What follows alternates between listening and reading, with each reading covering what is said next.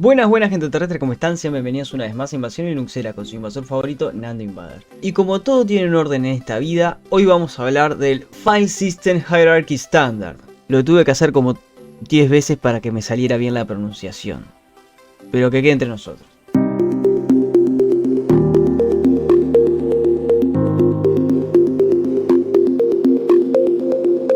¿Y qué es el File System Hierarchy Standard? Bueno, es la forma en la que Unix y posteriormente Linux decidió organizar todos los archivos que va a contener el sistema operativo. Es decir, qué directorios van a contener qué tipo de archivos, como para poder estandarizarlo y saber hacia dónde ir. Algo que me gustaría aclarar antes de comenzar a desarrollar el tema es que esto es pero totalmente independiente del sistema de particiones o del esquema de particiones que le hayan dado a su disco duro. Para comprender un poco gráficamente o con algún ejemplo más cotidiano de cómo es que se forma esta estructura, tendríamos que pensar en un árbol, ¿no? Donde el sistema completo viene a ser el tronco y la base, es decir, todos los archivos donde se va construyendo este tronco, son las raíces. Sin embargo, y ojo al gol, en realidad la carpeta principal o la primer carpeta de donde se va a empezar a desarrollar después el resto de las raíces se llama raíz. No nos volvamos muy locos con esto. La idea no es confundir más la situación, pero ya va a ir tomando forma cuando lo vayamos explicando en paso a paso, ¿no? Y me parece que para hacer esto un poco más claro, me voy a achicar un poco y voy a hacer una pequeña demostración más bien con la terminal, ¿no? No porque específicamente quiera hacer un video de terminal, sino porque vamos a verlo de manera gráfica y dentro de un sistema Linux funcional, ¿no? Voy a abrir una terminal. Y estábamos hablando de que, y la voy a agrandar, vamos a dejarla grande, bien, y vamos a también a agrandar un poco para que se vea mejor, más o menos, yo creo que ahí, bien. Entonces dijimos, el primer directorio es el directorio raíz. El directorio raíz se representa con este símbolo de diagonal. Entonces yo ahora estoy haciendo un change directory hacia raíz, es decir, hacia el directorio madre o padre de todos los demás, ¿no? De donde el resto va a estar básicamente contenido, y lo voy a poner entre comillas porque en realidad nosotros no necesariamente vamos a tener el resto de los directorios en la misma ubicación o en el mismo disco duro o en la misma partición del disco duro inclusive que la propia raíz. Pero ese tema vamos a llegar un poquito más adelante. Lo importante entender esto es que para navegar entre nuestro sistema de archivos, sabemos que el primer directorio es el raíz, que se representa así. Entonces vamos a entrar ahí, bárbaro. Estamos en el directorio raíz. Como pueden ver, acá arriba yo tenía una casita dibujada y ahora tengo este símbolo que es el directorio raíz. Esto significa que yo estaba en el home, pero ya vamos a hablar del home. Voy a aprovechar y me voy a mover un poco acá para el medio, que me parece que queda un poquito mejor. Y cualquier cosa más adelante me vuelvo a mover. ¿Está? Como dijimos, el primero es el raíz. Bien, entonces vamos a hacer un ls y vamos a ver qué hay dentro de raíz. Dentro de raíz tenemos varios directorios. En realidad hay varios directorios acá que se generaron después por algunas modificaciones que yo estuve haciendo, alguna instalación de alguna cosa y bueno, y otras cositas más ahí, los cuales en realidad no son fundamentales para entender esto. Eso lo digo porque, por ejemplo, va a aparecer lib64 y lib32, cuando en realidad seguramente si recién instalaron la distribución, lo único que les va a aparecer es lib, ¿no? Acá, como pueden ver, yo tengo también lib64 y lib32, pero esto es por otras cosas. Lo que le tendría que aparecer en realidad a cualquier usuario sería esta que dice lib, ¿no? Pero bueno, vamos por partes. Como decíamos, dentro de la raíz tenemos todo, ¿no? Tenemos, por ejemplo, bin, boot, dev, etc, home, lib, opt, mnt, pros, usr y var. Y tmp, que casi me lo olvido, ¿tá? Estos serían los que nombré recién, serían los que tendrían cualquier tipo de sistema de archivos Unix y Linux. Ahora, ¿de qué se trata cada uno de estos? ¿Y por qué es importante saberlo? Ya de paso hago un pequeño paréntesis. Esto es necesario para nosotros saber, en base a lo que necesitemos buscar, encontrar, instalar, modificar, cambiar, eliminar, lo que sea, saber dónde ir a buscarlo, ¿no? Sabemos que pueden ser archivos temporales, pueden ser archivos de usuarios, pueden ser logs de algún error del sistema, pueden ser buscar alguna unidad USB, que eso también se puede hacer con LS USB. pero buscar alguna unidad USB y ver si está montada, cómo está montada. Bueno, hay un montón de cosas que alguien puede querer hacer o necesita información. Y lo primero y principal es saber dónde ir a buscarla, para empezar. Gente, mientras editaba se me ocurrió una comparación bastante interesante. Imagínense que ustedes trabajan en un supermercado, ¿no? Donde hay distintos pasillos, un pasillo de desayuno, un pasillo de perfumería, uno de limpieza, bueno, uno de, vamos a decir, artículos para el hogar, etcétera, ¿no? Entendamos el directorio raíz como el supermercado y cada directorio contenido en él como un pasillo. Entonces es importante comprender el orden y qué va en cada directorio, porque en el momento si estuviésemos trabajando en un supermercado tendríamos que saber hacia qué pasillo dirigirnos como clientes para comprar algún artículo, ir hacia el pasillo, por ejemplo, de perfumería para conseguir algún tipo de jabón de manos, desodorante, etcétera. O trabajando en el mismo para, por ejemplo, ir a reponer las góndolas, dirigirnos hacia el pasillo de limpieza cuando tenemos que trabajar en limpieza o incorporar algún tipo de producto y dirigirnos al pasillo donde tendría que ir ese producto. Porque sería bastante raro encontrar, por ejemplo, productos de limpieza al lado de los alimentos, ¿no? Por eso es importante esto, funciona de la misma manera, pero es como para que se entienda con un ejemplo cotidiano de todos los días, ¿está? Seguimos con el video.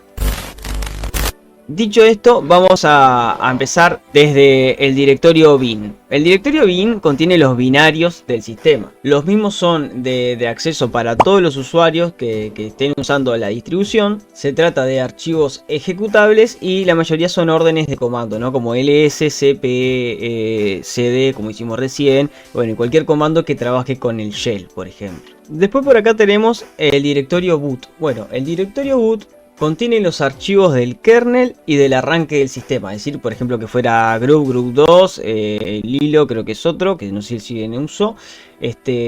O el cargador de arranque, bueno, que use cada quien, tendría que estar dentro del directorio boot, ¿no? Y generalmente cuando instalamos cualquier distribución nos pregunta dónde queremos instalar el group, ¿no? El group justamente es el software que nos habilita el proceso de arranque del sistema y generalmente va en una partición al inicio del disco duro. Y esto lo aclaro porque hace unos minutitos atrás estábamos hablando de que es independiente el formato o el estándar del sistema de archivos con el particionado de disco. Y esto lo digo porque si bien la raíz obviamente contiene el directorio boot, el directorio boot se puede instalar en una partición distinta a donde está la raíz. Generalmente va al principio, como lo acabo de decir. Y ahí ya vemos como en realidad, fuera de que tenemos una estructura organizada y estandarizada de archivos en el sistema, eso no implica o no influye en dónde estén almacenadas o almacenados los directorios dentro de las particiones de nuestro disco. Lo mismo va a pasar con Home cuando lleguemos a eso. Bueno, dicho eso, por acá también tenemos el directorio dev, por ejemplo. El directorio dev, y podríamos hacer quizás para mostrarlo, porque eso sí que no lo hice. Voy a hacer, ya que hablamos de bin, ¿no? Cdbin tiene los binarios, podemos hacer un ls. Y acá están todos los programas que se manejan en binarios del sistema, ¿no? Como decíamos, todo lo que tengamos instalado y algunos comandos, por ejemplo el comando man, ¿no? Esto para mostrar algo rapidito. Vamos a volver a la raíz, vamos a hacer un ls, vamos a ver el boot ahora, cdboot, hacemos un ls y acá aparecen, por ejemplo, las versiones del kernel. De Linux, por ejemplo, como decíamos hoy, que almacena la parte de los kernel, y el apartado de group donde, bueno, está el cargador de arranque. Y el otro era dev, ¿no? Dev lo que tiene son archivos especiales. Vamos a bicharlo un poco. Donde están si no me equivoco, está el directorio null y todo eso, por ejemplo. Vamos a hacer un cd a dev. Ven por acá, por ejemplo, aparece null. O cuando nos envían algunos mensajes de error, por ejemplo, el sistema, también podríamos mandarlos directamente a dev null. Para que no nos estén molestando en la consola mientras estamos trabajando, por decir algo. Bueno, está entre algunas otras cositas que para los que sirve el directorio null. Pero además de eso también tenemos todo lo que es archivos de dispositivos, ¿no? Como por ejemplo la parte de bus y ROM, CPU, disk, bueno, está ahí, y varias cositas más, ¿no? USB, bueno, en este caso porque yo tengo VirtualBox instalado, también me aparecen las partes de VirtualBox porque son archivos virtuales, ¿no? O sea, nos hacen una especie de conexión virtual con el hosting del USB, ¿no? Voy a volver al raíz, vamos a limpiar la pantalla, vamos a volver a hacer un ls. hablamos de bin, boot, dev, vamos a ver con el directorio etcétera. El directorio etcétera lo que va a tener son todos los archivos de configuración del sistema. Ahí es donde por ejemplo tenemos los source list, tenemos el archivo de sudoers para agregar a usuarios a darles los permisos de administración, como varios otros archivos de configuración. Capaz que es un poquito más conocido para alguien que tenga un poco de experiencia en Linux, para alguien totalmente nuevo, bueno, que sepa que ahí se guardan todos los archivos de configuración del sistema, ¿no? Vamos a hacer, por ejemplo, para que se entienda, un archivo de configuración es el de sudoers, ¿no? Entonces, para modificarlo, yo podría hacer nano etc sudoers. Perdón, sudoers. Ahí claro, no tengo el permiso de superusuario porque esto solamente lo puede editar el usuario root. Ese fue mi primer error, ¿no? Vamos de nuevo. Vamos a hacerlo como está, superusuario. Sudo, pongo el mismo, exactamente lo mismo. Le pongo sudo al principio y acá se abre el archivo para modificar, ¿no? Perfecto. Vuelvo a salir. Y ese es uno de los archivos, por ejemplo, de configuración que está dentro del directorio sudoers. Después tenemos home. Home es un directorio bastante importante y no principalmente porque funcione o porque sea funcional al sistema operativo, sino que ahí se guardan todos los archivos de configuración del usuario, o sea, del usuario, porque yo puedo tener configuraciones en etcétera que son en realidad útiles o funcionales a todos los usuarios de nuestra distribución, ¿no? Pero dentro de home yo puedo guardar configuraciones, vamos a decir, locales de determinados programas y además sus carpetas personales, ¿no? Yo, por ejemplo, podría hacer un cd a home de nuevo. Vamos a hacer un cd a home. Y acá me marca home. Esto es algo que está bueno aclarar, ¿no? Porque yo en realidad mostré, un poquito más atrás en el video, mostré que acá aparecía una casita. Eso era porque yo estaba dentro de mi carpeta home.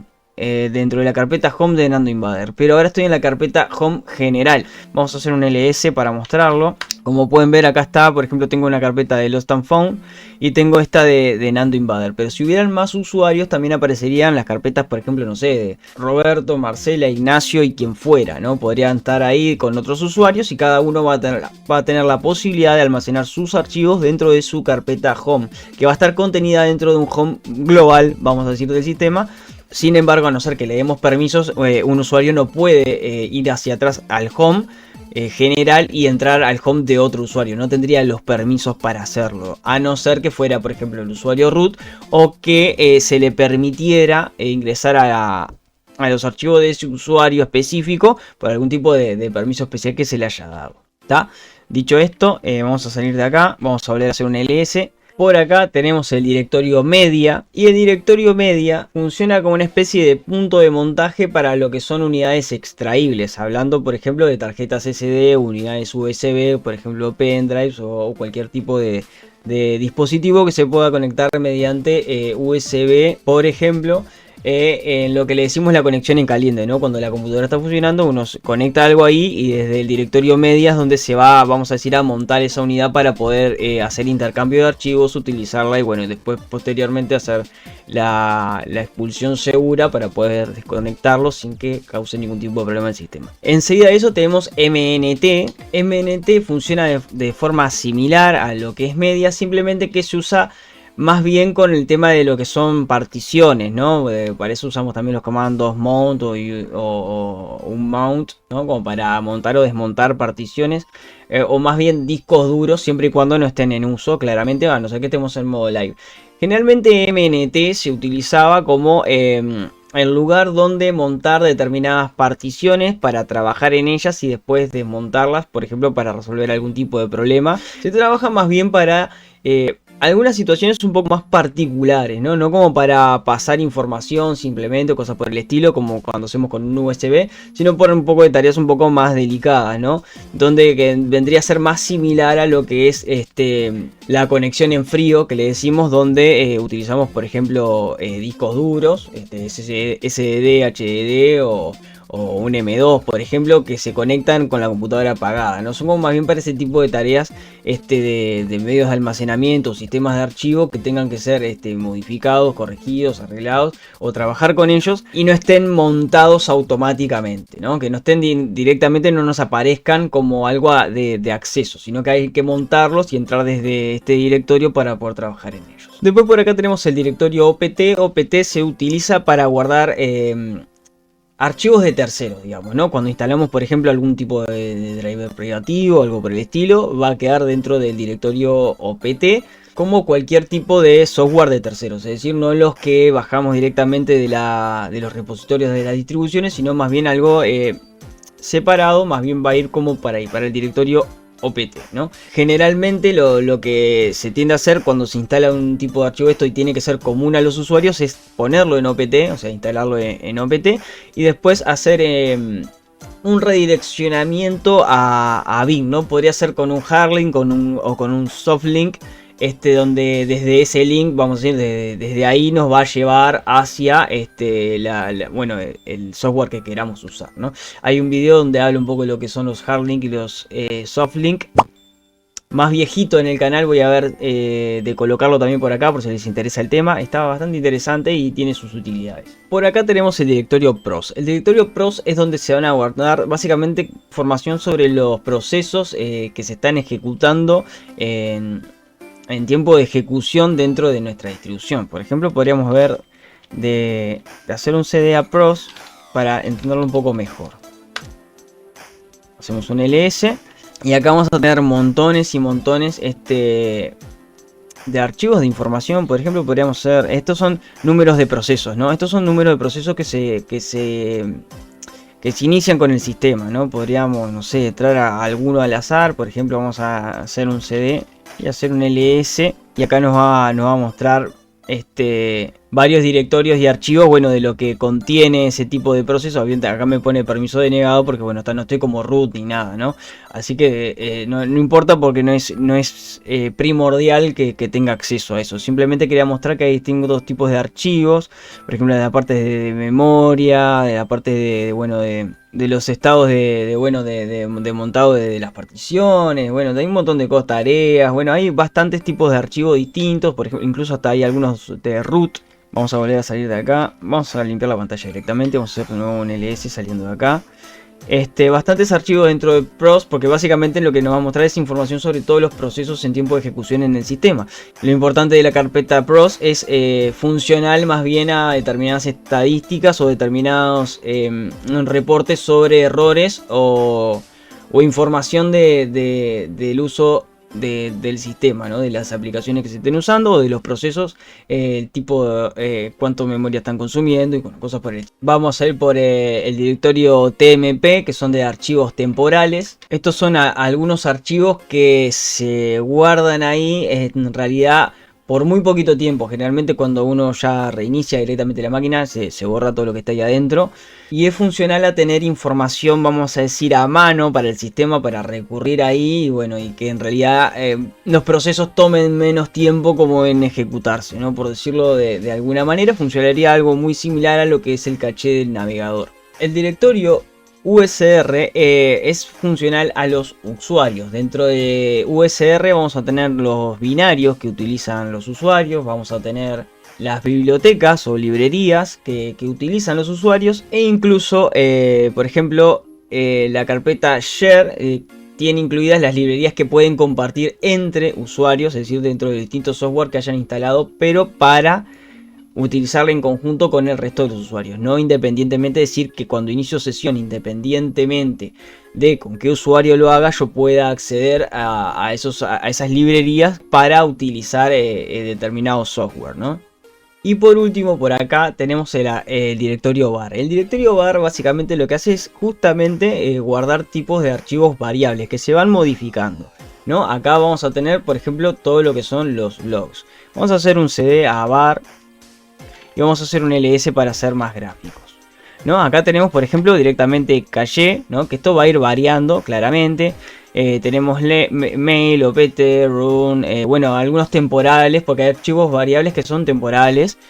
Y tenemos algunos backups, ¿no? Que estos van variando justamente porque cada vez que alguien actualiza un backup, este se va a ir modificando, ¿no? Vamos a hacer, por ejemplo, justamente, vamos a hacer un control L, vamos a salir un toque para atrás. Me faltó el CD, LS, y vamos a probar con otro, ¿no? Por ejemplo, con los log, que me parece que son los más claros. Vamos a hacer CD a log. Vamos a hacer un LS. Tenemos, por ejemplo, bootlog 1, 2, 3, 4, 5. O sea, todas las veces que considere que tiene que variar algún tipo de archivo por algún tipo de, digamos, de comentario o algún tipo de error que haya habido, que se guardan siempre en los logs del sistema, nos va a ir creando distintos tipos de archivos, ¿no? Donde podemos venir a sacar información. Y así con otro tipo de software, ¿no? Porque acá, por ejemplo, me lo separa, por ejemplo, otro para VMware, otro para CAPS, que es la parte de impresoras, para OpenVPN, para Samba, bueno, para un montón de cosas, ¿está? Y me salteé, no me di cuenta, me salteé el directorio root. Bueno, el directorio root básicamente es el home de root. Porque fuera de que root también se le decimos a esto, es decir, el directorio raíz, hay un directorio root que está dentro de raíz, que es básicamente como el home del usuario root, ¿no? Del administrador todopoderoso del sistema. Creo que toqué todos los directorios importantes, o por lo menos lo que tenemos que tener en cuenta. Después, obviamente, se hacen algunos más, ¿no? Por ejemplo, a mí me aparecen algunos otros que tengo por algunas cosas que he instalado en el sistema y eso, y bueno, está. Pero en principio me parece que lo importante saber es eso. Hay uno que no nombré, porque yo nombré a bin, que lo que hace es guardar todo, bueno, todo el tema de los archivos binarios, específicamente de los usuarios. Y acá no dije que está también ese bin, que es lo mismo que bin, pero para el usuario root. ¿Tá? Creo que con eso, ahí sí, ya estaríamos con los directorios. Y con el orden que más o menos maneja, ¿no? Recordemos que todos estos directorios que aparecen acá son subordinados del directorio raíz, el principal. Y que después se van subdividiendo, ¿no? Por ejemplo, después entramos dentro de lo que es Home. Y Home tiene después los directorios de cada usuario. Después, por ejemplo, en Media nos van a aparecer las unidades USB, por ejemplo, que tengamos conectadas. En MNT aparecieron el tipo de las particiones que quisiéramos montar ahí.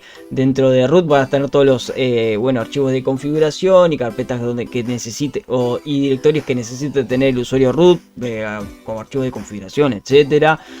Dentro de temp vamos a tener todo lo que son archivos temporales, pueden haber directorios que contengan también otro tipo de archivos temporales, y lo mismo con user y var, ¿no?